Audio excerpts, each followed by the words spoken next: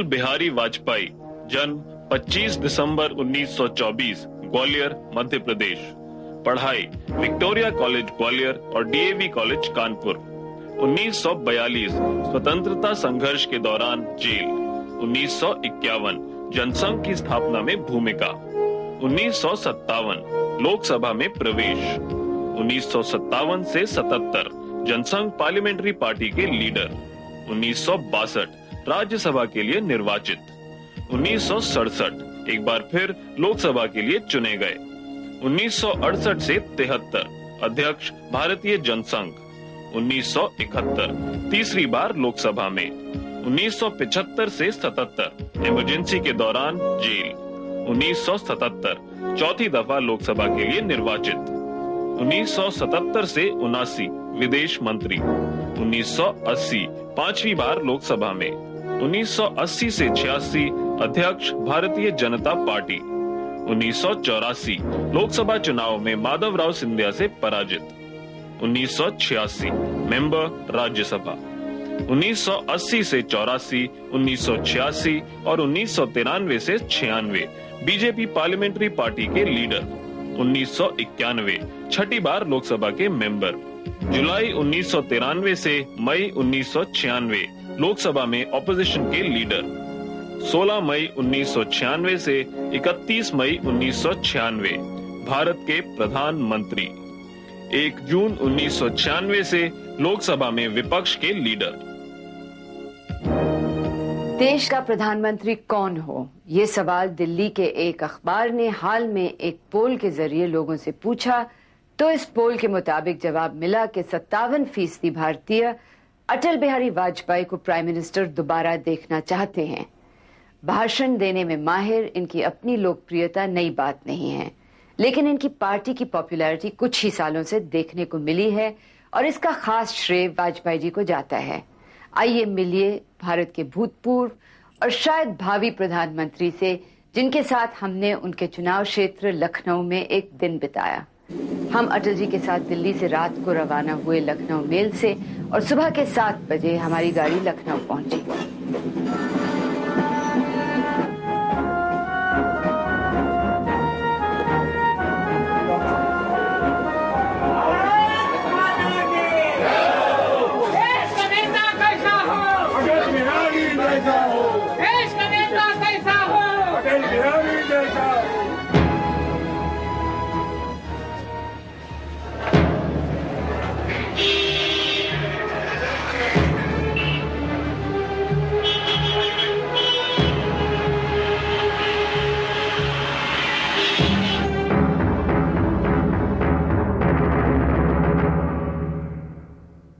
Prime minister बनने की मेरी महत्वाकांक्षा नहीं थी।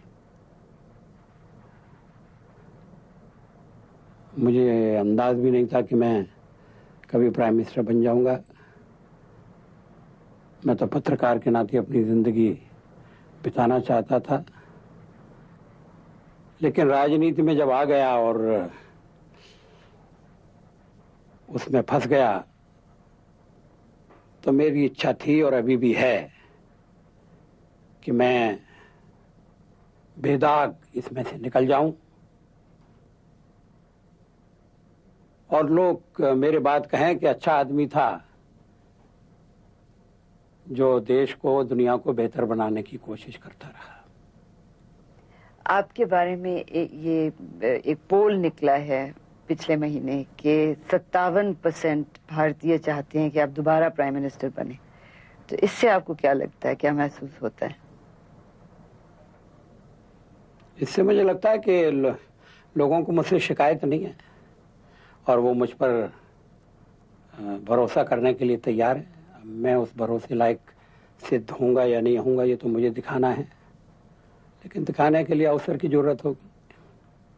और अगर आप प्रधानमंत्री दोबारा बनते हैं तो आपकी क्या प्रायोरिटीज रहेंगी?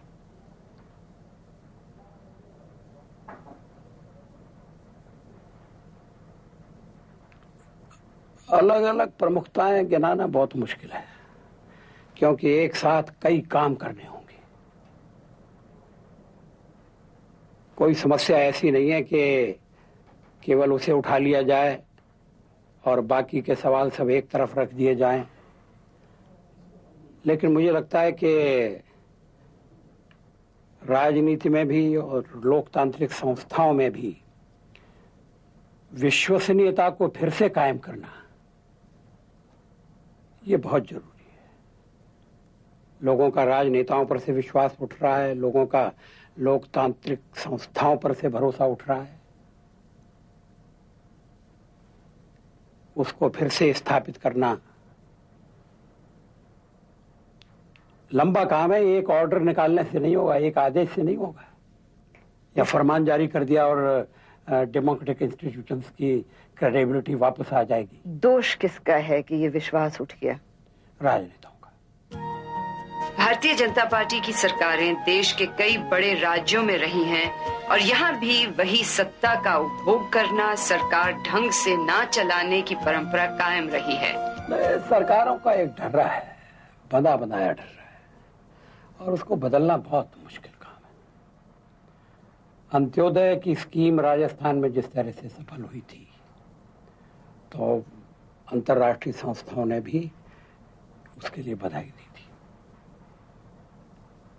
अभी एक सूचना के मामले में राजस्थान की सरकार ने फैसला किया है कि अगर गांव वाले जानना चाहते हैं कि किसी सड़क, पुल या पुलिया का ठेका किसको दिया गया है, क्यों दिया गया है, तो वो ये जानकारी प्राप्त कर सकते हैं। जानकारी प्राप्त करना उनका बुनियादी अधिकार है। इससे भ्रष्टाचार पर रोक लगेगी। लेकिन मैं मानता हूं कि जब तक व्यवस्था में कुछ परिवर्तन नहीं होंगे, तब तक सरकार का रूप बदल जाएगा, रंग बदल जाएगा। लोगों के जीवन पर उसके असर में भी थोड़ा सा अंतर पड़ेगा, लेकिन बहुत ज्यादा नहीं पड़ सकता। इसके लिए तो केंद्र में परिवर्तन जरूरी हो। तो क्या बीजेपी की सरकार केंद्र में बन सकती है बिना मुसलमानों के समर्थन के?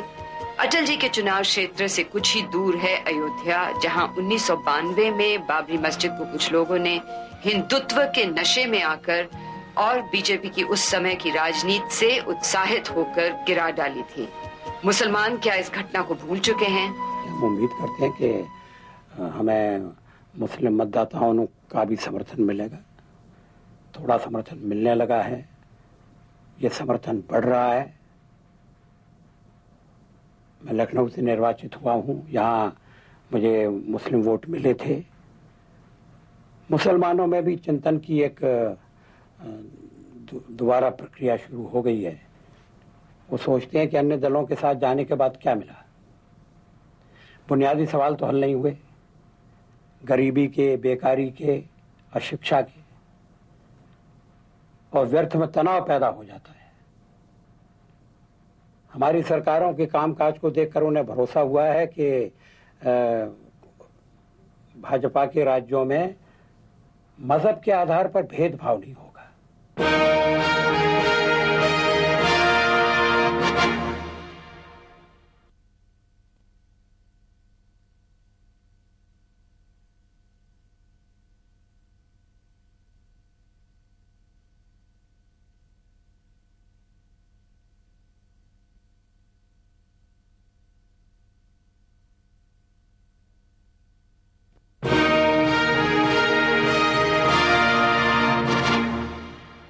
बाबरी मस्जिद के गिरने के बाद बीजेपी के अधिकतर नेताओं ने कोई दुख जाहिर नहीं किया। लोकसभा के अगले अधिवेशन में उनके एमपी केसरी पटके पहने जय श्री राम के नारे लगाते हुए पहुंचे। वाजपेयी ही इस पार्टी के एक नेता थे जिन्होंने दुख व्यक्त किया।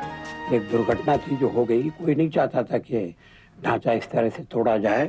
ढांचे की जगह मंदिर बनाने की योजना जरूर थी, लेकिन अगर केंद्र सरकार दूसरी जगह मंदिर का श्री गणेश करने की इजाजत दे देती तो ढांचा टूटने की घटना नहीं होती। आप अब भी गलत मानते हैं? हाँ जी।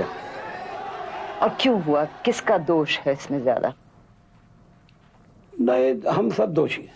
और कांग्रेस सरकार और अन्य पार्टियां,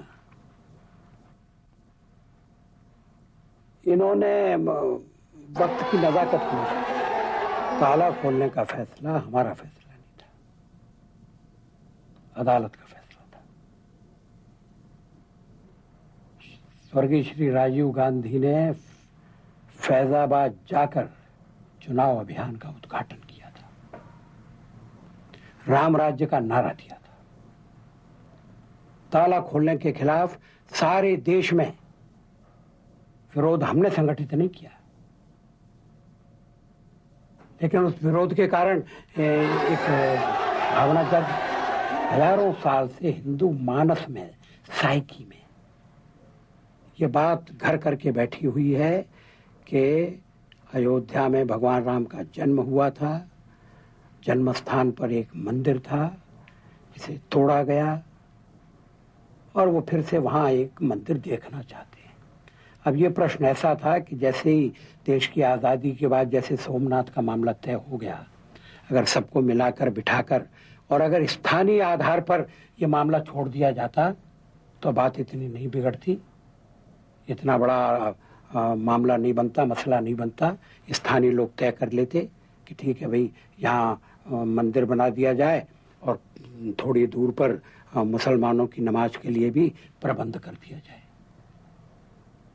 लेकिन वो राजनीति में फंस गए। हम तो तस्वीरें बहुत बाद में आए, लेकिन आए तो हम पूरी शक्ति से आए। अगर उस दिन भी अदालत ये फैसला दे देती कि जो विवादग्रस्त जमीन नहीं है और जिस पर श्री नारायण दत्त तिवारी के जमाने में शिलान्यास किया गया था, अगर वहां से मंदिर बनाने की इजाजत दे देती तो ढांचा नहीं गिरता, ढांचा गिराने की जरूरत नहीं थी, आगे बातचीत करके मामला सुलझाया जा सकता था। अटल जी के बारे में कहा जाता है कि वो प्रधानमंत्री पद के लिए सही कैंडिडेट हैं, लेकिन गलत पार्टी में। I don't have to comment on that. आपने भी मुझे एक दफा इंटरव्यू नहीं कहा था जाएं तो जाएं कहाँ? ये तो कहा था। तो अब जाने का इरादा है कहीं? नहीं, अब तो और भी जाने की जगह नहीं रही है और की हालत तो और भी खराब हो गई। और उस वक्त अगर जाते तो जाते कहाँ? नहीं कहीं जा सकते। तो आप मानते हैं कि औरों के मुकाबले में आपकी पार्टी फिर भी ठीक है? हाँ जी हाँ, इसीलिए मैं पार्टी में बना हुआ हूँ, इसीलिए इसमें काम कर रहा हूँ। पर आपको भारतीय जनता पार्टी का उदार चेहरा क्यों कहा जाता है? ये तो आप अखबार वालों की मेहरबानी है, गनीमत उदार चेहरा ही कहते हैं, कुछ और चेहरे पे दाग नहीं लगाते। अटल जी की देश भर में पॉपुलैरिटी का एक कारण है उनके भाषण देने का अंदाज, उनका अंदाज़े बयां। तो विरासत में लिया। मेरे पिताजी बहुत अच्छे वक्ता थे, उनकी तुलना में मैं बहुत छोटा वक्ता हूँ। पर वो पॉलिटिक्स में तो नहीं थे। इसलिए उनका नाम नहीं हुआ, इसलिए लोग उन्हें जानते नहीं।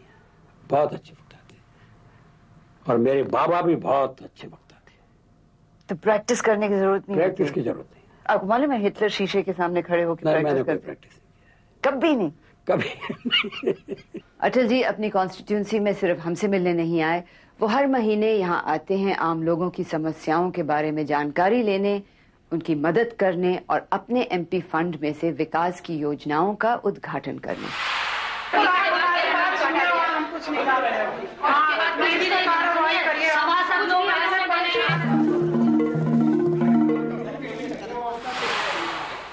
लोगों से मिलने के बाद हम उनके साथ निकले जगौर नाम के गांव की तरफ, जहां उन्होंने एक सड़क का उद्घाटन करना था।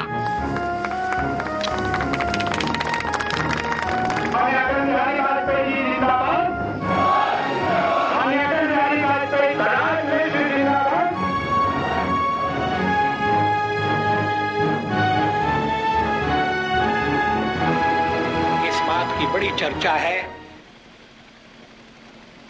कि अगर भारत अन्य देशों की तुलना में तरक्की में पिछड़ गया तो उसका एक बड़ा कारण यह है कि हमने इंफ्रास्ट्रक्चर की उपेक्षा की थी।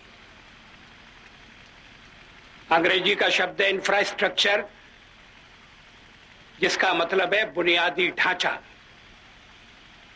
लखनऊ में पीने के पानी की समस्या है। गोमती के किनारे बसा हुआ शहर पीने के पानी के लिए तरसे। इससे बड़े दुर्भाग्य की बात और क्या हो सकती है, दुख की बात क्या हो सकती है। जगौर गांव लखनऊ से कुछ ही किलोमीटर दूर है, लेकिन ये इलाका भी पिछड़ा हुआ और गरीब है, क्योंकि जिस बुनियादी ढांचे, जिस इंफ्रास्ट्रक्चर की अटल जी बात कर रहे थे, वो 50 साल की आजादी के बाद भी बना नहीं। मैं जब लोकसभा में पहली बार चुना गया था तो उस समय अशोक होटल बन रहा था। लोकसभा में एक दिन बहस होने लगी तो नेहरू जी मौजूद थे उस बहस में। तो होटल सरकार बनाए कि न बनाए, घाटे में रहेगा कि या फायदे में रहेगा, मैं खड़ा हो गया। मैं नया नया मेंबर था। मैंने कहा सरकार का काम होटल बनाना नहीं है, हॉस्पिटल बनाना है। तो नेहरू जी बिगड़ गए, ये नए मेंबर आए हैं, ये बातें समझते तो है नहीं। हम होटल भी बनाएंगे और होटल के मुनाफे से हॉस्पिटल भी बनाएंगे। वो होटल अभी तक घाटे में चल रहा है और हॉस्पिटल बने नहीं। हॉस्पिटल तो खैर बन रहे हैं थोड़े बहुत। नहीं, आर्थिक नीतियां भी गलत रही हैं। रूस के प्रभाव में, कम्युनिज्म के दबाव में सब काम सरकार करे, माई बाप सरकार बन जाए, ये हमने जो नीति अपनाई, जो ये सोच हमारा था, ये गलत था। पीने का पानी नहीं, शिक्षा नहीं, स्वास्थ्य नहीं, सड़कें नहीं, और अब बिजली का बड़ा भारी संकट पैदा होने वाला है। कोई ध्यान नहीं देगा।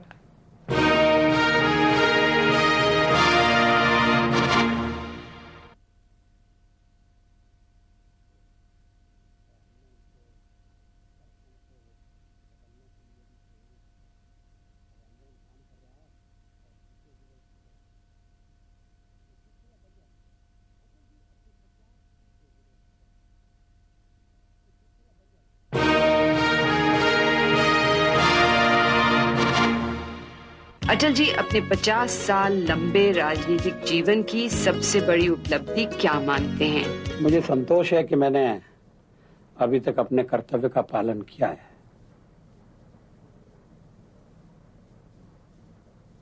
कोई ऐसा बर्ताव नहीं किया जिससे देश या समाज के हित को चोट पहुंचे।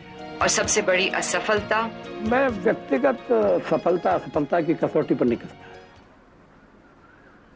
लेकिन जो राष्ट्र की विफलता है उसी को मैं अपनी विफलता मानता हूं। 50 साल के बाद आजादी के हम ऐसा हिंदुस्तान क्यों नहीं बना सके कि जो कम से कम दक्षिण एशिया के देशों के साथ पंक्ति में बराबर से खड़ा हो सके। सियासत में सालों से खोए हुए अटल जी को कभी कभी निराशा का आभास भी होता है। अभी हो रहा है। क्यों? क्यों? गर्मी ज्यादा है यूपी में? इसलिए नहीं। क्या हम कहाँ जा रहे हैं, क्या हो रहा है? मैं 57 में लोकसभा का पहली बार सदस्य चुना गया था। ये 97 है। कभी कभी सदन में बैठकर इच्छा होती है कि उठकर चला जाऊं, कभी कभी इच्छा होती है कि इस्तीफा दे दूं, लेकिन फिर वही सवाल पैदा होता है जाए तो कहाँ जाए, क्या करें? अटल बिहारी वाजपेयी अगर श्यामा प्रसाद मुखर्जी से प्रेरित होकर पॉलिटिक्स में नहीं आते तो वो क्या होते? मैं लिखता पढ़ता, उसमें कविता भी करता, शायद कहीं कॉलेज में पढ़ाता या पत्रकार हो जाता। एक घटना ऐसी हो गई जिसने मुझे राजनीति में आने के लिए प्रेरित किया। मैं दिल्ली में पत्रकार के नाते काम कर रहा था। उसी समय डॉक्टर श्यामा प्रसाद मुखर्जी जम्मू कश्मीर आंदोलन के सिलसिले में परमिट सिस्टम को तोड़कर श्रीनगर गए थे। पत्रकार के नाते मैं उनके साथ था। वो गिरफ्तार कर लिए गए, हम लोग वापस आ गए। डॉक्टर मुखर्जी ने मुझसे कहा कि वाजपेयी जाओ और दुनिया वालों को कह दो कि मैं कश्मीर में आ गया हूं बिना किसी परमिट के। थोड़े दिनों बाद कश्मीर में नजरबंदी की अवस्था में सरकारी अस्पताल में डॉक्टर मुखर्जी की मौत हो गई। मुझे लगा कि मुझे डॉक्टर मुखर्जी के काम को आगे बढ़ाना चाहिए।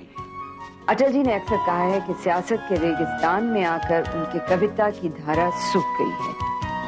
करीब करीब सूख गई है। कविता एकांत चाहती है, कविता वातावरण चाहती है,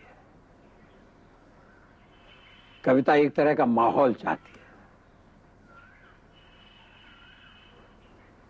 लेकिन प्रतिदिन भाषण देने की जो मजबूरी है वो कविता को घुमड़ने नहीं देती है, और जब तक बादल घुमड़ता नहीं है तब तक बरसता नहीं है। तो फिर आप कब लिखते हैं कविताएं? नहीं,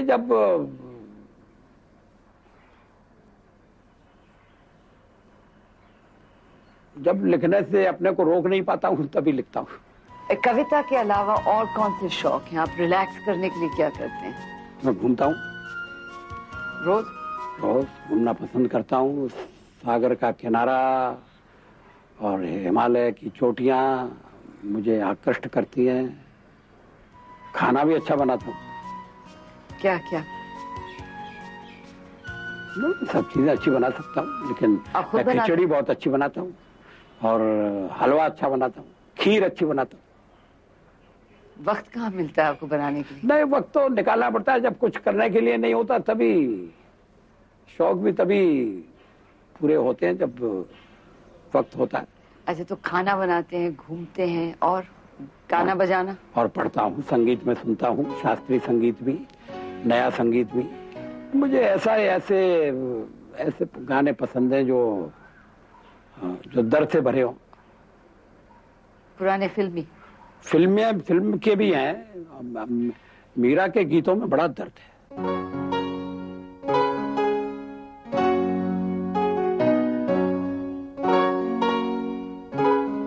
रात को एक और उद्घाटन, इस दफा लखनऊ में एक पंपिंग स्टेशन का।